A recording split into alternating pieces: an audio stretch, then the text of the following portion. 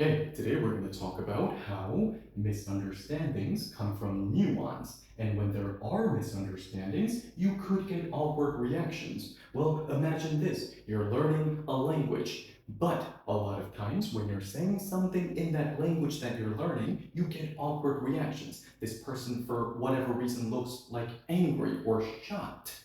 Okay, so now that could be traumatizing, right? Okay, and when you are traumatized, well, you jump to conclusions and shut down. Conclusions such as, oh, maybe this person doesn't like me. Oh, maybe what I just said is not accepted in this culture, or whatever. Okay, so that's a misunderstanding. So do not let that happen. And in order to not let that happen, don't allow yourself to be nuanced, deaf. Okay, so that's why I also, in other words, put it this way, right? Misunderstandings come from the language barrier between Korean and Korean because rules when it comes to nuance, they apply differently depending on which format of Korean you're speaking.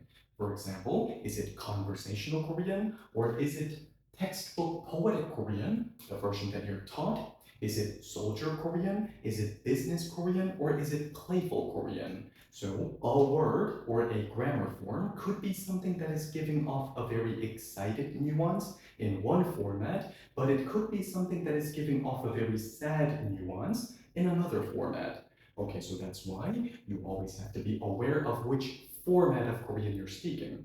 Okay, so yeah, let's take a look into a good example of a misunderstanding occurring because of nuance. Okay, so today, in order to do that, we're going to use the adverb 세상, 세상. So because it's an adverb, usually use it to modify some kind of a verb, or today, an adjective. 예쁘다. Yes, an adjective that can be pretty, other things as well, but today we're going to use it as pretty. And of course, in a bilateral conversation, I am not going to use the display form 예쁘다. I'm going to inflect it, in other words, conjugate it into its actual form, present tense, 예뻐요, 예뻐요, according to the rules of inflection route number 1. Okay, so now, what is 세상 then? I a lot of times see a very lazy translation. It can be translated into the adverb newly or anew. Okay, so once again, that's a very lazy translation that almost has nothing to do with the nuance, the essence of the nuance of this word, 세상. Okay, so is that the translator's fault? Well, I would say no. Because, well, 세상 is not a meaning word. Yes, meaning words are words that have a meaning. Therefore, you can just translate that meaning into another language one to one.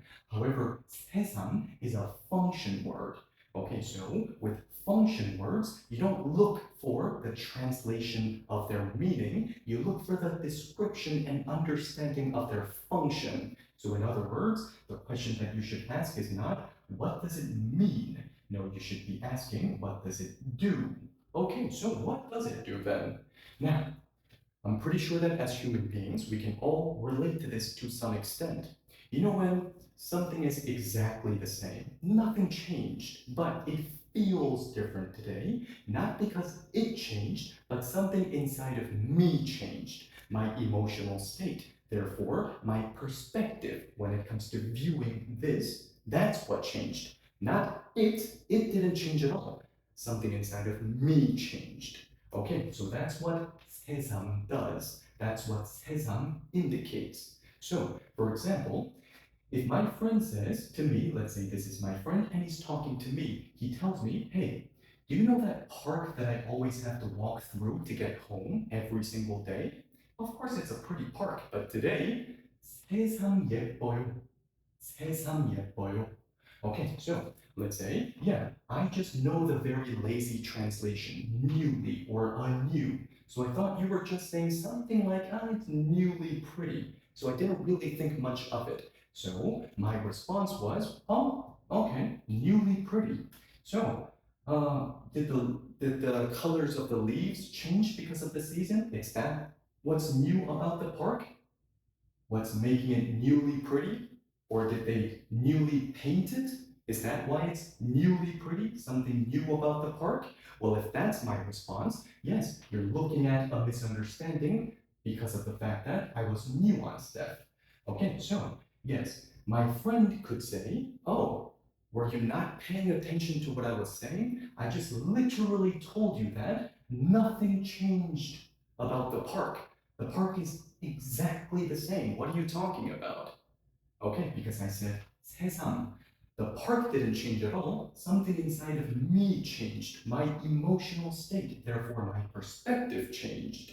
Okay, so if I really knew the nuance of 세상, then when my friend says 세상 예뻐요 to me, my response should have been, oh, are you in a good mood today? Are you in love? Did you achieve some kind of a dream? Because something inside of you changed, right? Okay, if there's good news, please let me know. I want to congratulate you. Let's talk about it. That's what I should have said as a response to 세상 예뻐요. Okay, so once again, do not let yourself be nuance deaf.